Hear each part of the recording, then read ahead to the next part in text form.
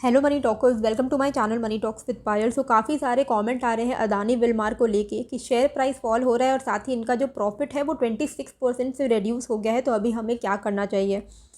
अगर हम इसके पिछले एक हफ्ते का डेटा देखते हैं तो पिछले एक हफ्ते में ये 6.5% से गिर चुकी है।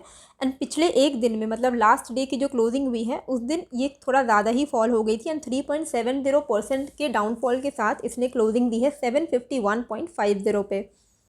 अभी यहाँ जो आप देख रहे हो कि नेट प्रॉफिट जो है वो 26% ईयर ऑन ईयर से रिड्यूस हो गया है। तो पहले आपको, अगर आप इसमें इन्वेस्टर हो तो एज एन इन्वेस्टर ये आपकी भी खुद की भी रिस्पॉन्सिबिलिटी होती है कि आप पैनिक करने की बजाय पहले देखो कि प्रॉफिट कम क्यों हुआ है।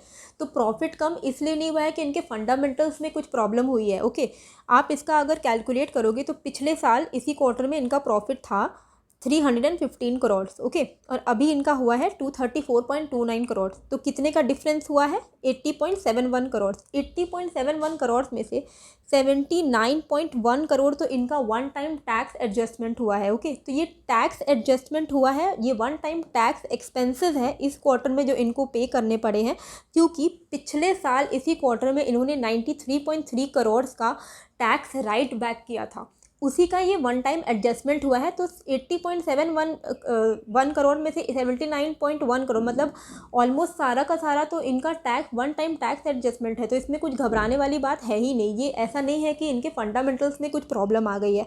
और बाकी इनका जो इनपुट कॉस्ट है वो थोड़ा इंक्रीज़ हुआ है because of the Russia Ukraine war impact. तो इनका जो रॉ मटेरियल कॉस्ट है वो पूरे FMCG के लिए ही एप्लीकेबल है। 40% हो गया है इनका इनपुट कॉस्ट, जो कि पहले 26% हुआ करता था।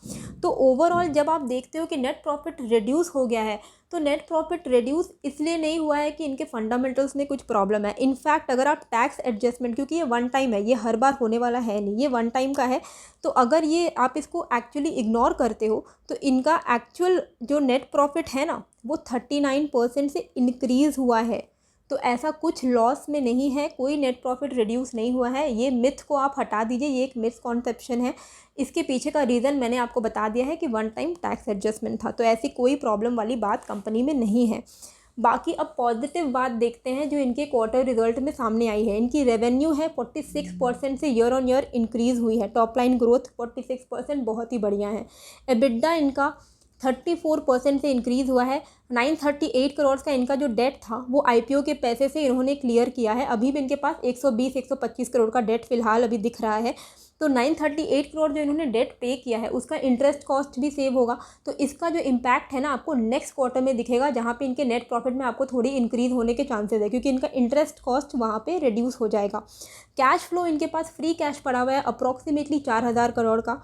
54,000 करोड़ का जो इनका टर्नओवर हुआ है, इस वजह से इन्होंने हिंदुस्तान यूनिलीवर लिमिटेड, जो कि FMCG की नंबर 1 कंपनी थी, उसको in terms of sales surpass कर दिया है। तो अदानी विलमार अब after the Q4 result has become number 1 FMCG company in India.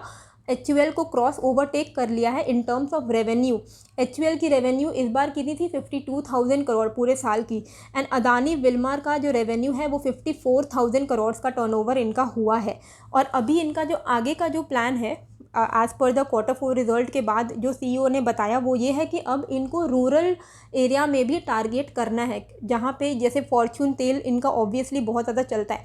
इसके साथ साथ अभी इन्होंने आज के ही दिन का ये जो न्यूज़ है मैं बता रही हूँ, अदानी विल्मा ने कोहिनूर ब्रांड, आपने सुना होगा, ये राइस की बहुत बड़ी एक ब्रांडेड कंपनी है, उसको इसने ख़रीद लिया है।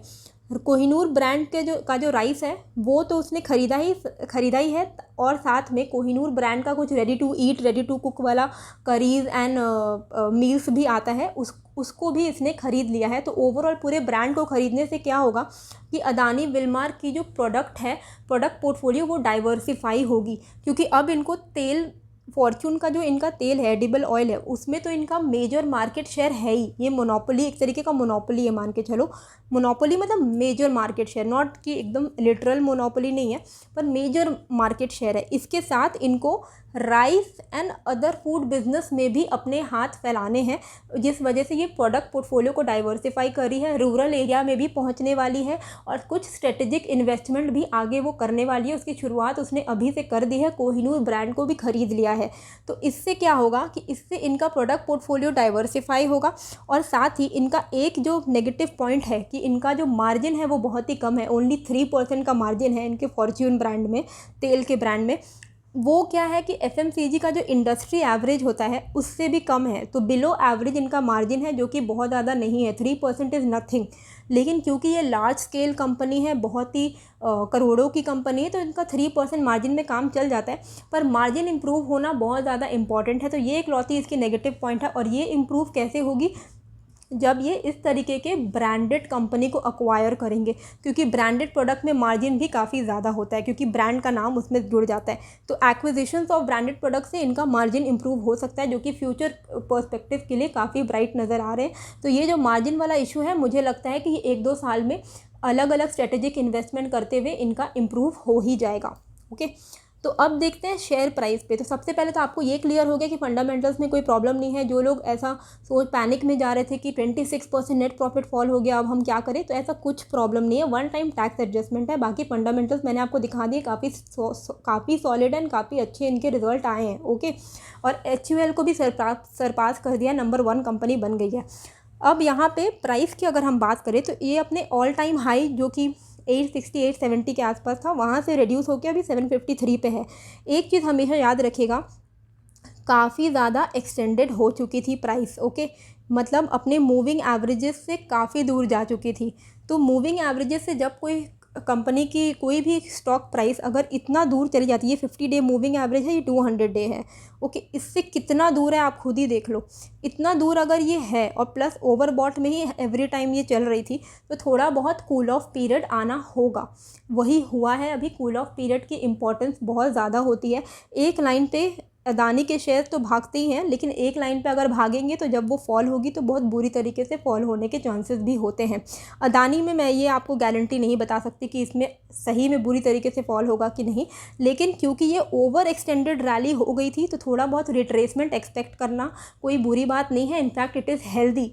और दूसरी बात, जिनके पास शेयर्स हैं, मैंने आपको बता दिया है कि अच्छी कंपनी है, मेरे पास खुद को इसके शेयर्स हैं, तो इसको आप होल्ड करके रखिए, बने रहिए, बिल्कुल पैनिक मत करिए।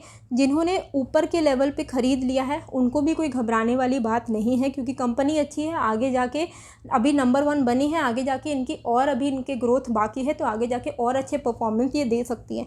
जिनको न्यू एंट्री लेनी है, एनी सच रिट्रेसमेंट, थोड़ा बहुत जो डाउनफॉल हो रहा है, यहाँ पे आपको अक्यूमुलेशन करने का प्लान करना चाहिए, जिनके पास अदानी विलमार के शेयर नहीं हैं, क्योंकि अच्छी कंपनी है बहुत।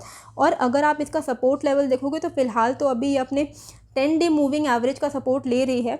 इसको अगर सपोर्ट नहीं ले पाती है, और ये क्योंकि बहुत इंपॉर्टेंट सपोर्ट ये है भी नहीं, तो हो सकता है ये 50 डे मूविंग एवरेज तक आए, जो कि अप्रॉक्सीमेटली 670 से 700 के बीच में आएगा। इन लेवल्स पे अगर ये रिट्रेस होता है तो हेल्दी रिट्रेसमेंट होगी, कोई घबराने वाली बात नहीं है। और इन लेवल्स पे आपको अक्यूमुलेट करने का ही सोचना चाहिए। अदानी विलमार अच्छी कंपनी है, जब चाहो इसको अक्यूमुलेट कीजिए। एंड लॉन्ग टर्म का पर्सपेक्टिव अगर आप रखोगे तो आपको अच्छे रिटर्न इसमें मिल सकते हैं। तो आई होप आपको ये वीडियो अच्छी लगी। कैसी लगी मुझे कॉमेंट करके ज़रूर बताइएगा। नए हो तो सब्सक्राइब कर लीजिएगा। मिलते हैं फिर एक नए वीडियो के साथ। Thank you.